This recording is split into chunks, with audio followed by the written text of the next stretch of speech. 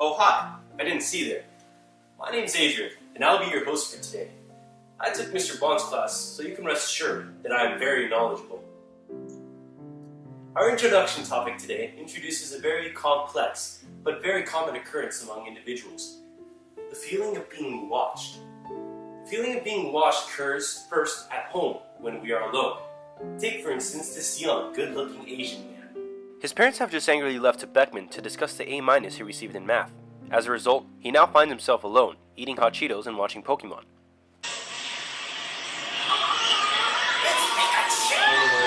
All of a sudden, he hears a noise.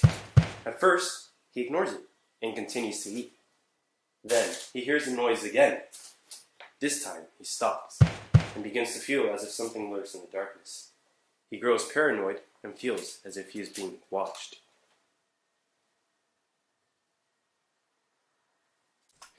In reality, however, he is not. This young man is experiencing the psychic staring effect. Theorized in 1898 by psychologist Edward Teichner, one formulates the feeling that someone is watching. However, no one is. What is simply happening is a reaction to what is being heard. When he hears the first noise, his senses become heightened. He knows he is alone, thus he is prone to notice things that would not be noticed if his parents were home.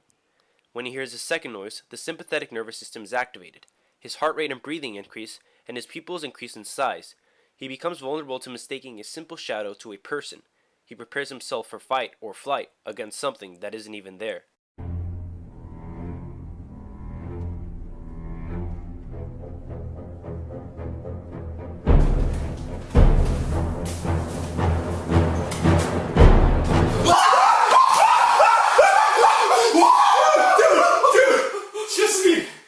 Just me. So, you might ask, where does the second feeling of being watched come from? Well, it actually comes from the world around us, physical society, rather than when we are alone. Recall the spotlight effect. Here we have Eric, who's getting pumped up for the job interview he has today. You go, Eric. As he pours himself ketchup, he accidentally spills some on himself. Due to time, he is unable to put on another one, and he leaves in a hurry.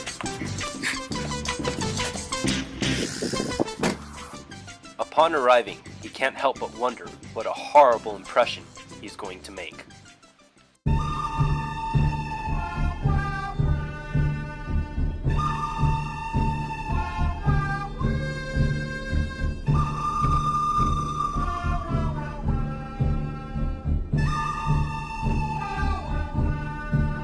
I like your tie!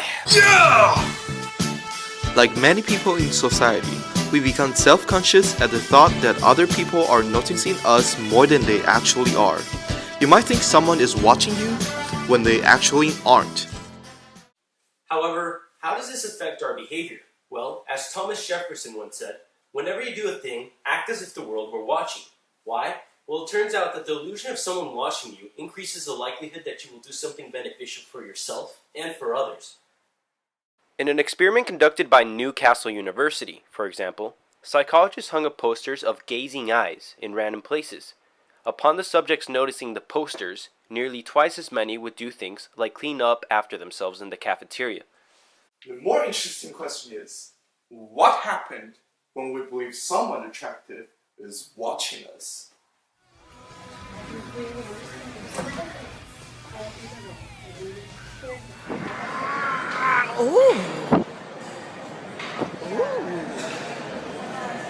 As you can see, both of these guys modified their behavior.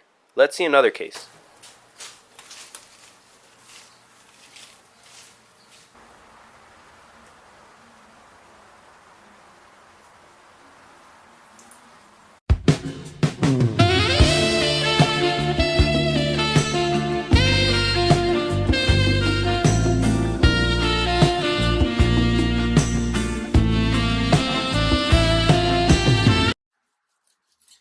These are very good waffles, if I may say so myself. I know, right? That's very delicious. It turns out that this modification of behavior is called the Hawthorne effect. The Hawthorne effect basically happens when someone of authority, like the hot girls you saw, like Eric, or someone else, like maybe say a boss, are introduced to the environment. Bystanders notice, and as a result, they try and modify their behavior in order to please the person they believe is watching. So in this case, Eric and I were trying to eat differently, in a more orderly manner, in order to introduce that odd redhead.